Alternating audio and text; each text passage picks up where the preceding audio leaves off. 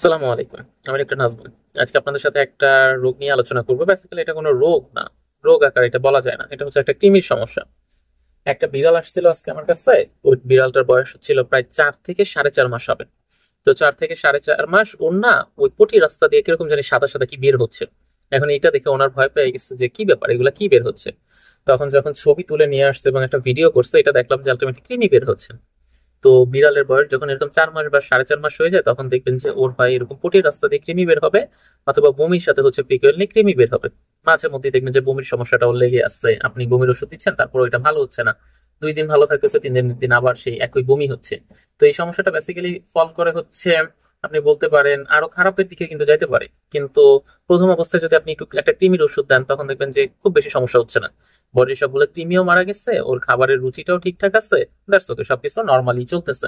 এই জন্য বিড়ালের যদি আপনি এরকম ছোট ছোট কৃমি, সেটা হোক বমির সাথেই দেখেন বা সেটা হোক আলটিমেটলি পটির সাথেই দেখেন, তখন ওকে আপনারা চাইলে হচ্ছে সিরাপ জাতীয় যে কোনো একটা কিছু দিতে পারেন, অথবা ট্যাবলেট জাতীয় দিবেন।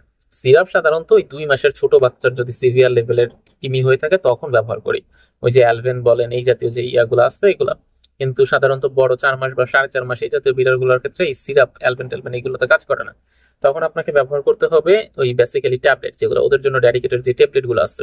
ওই ডেডিকেটেড ট্যাবলেট কি হতে পারে, কি অফ হইতে পারে সেটা, হেলপেন্থিসাইড অ্যাল হইতে পারে সেটা, এরকম টাইপের ডেডিকেটেড ওদের ট্যাবলেট গুলোই ওদের জন্য আমরা সাধারণত ব্যবহার করব।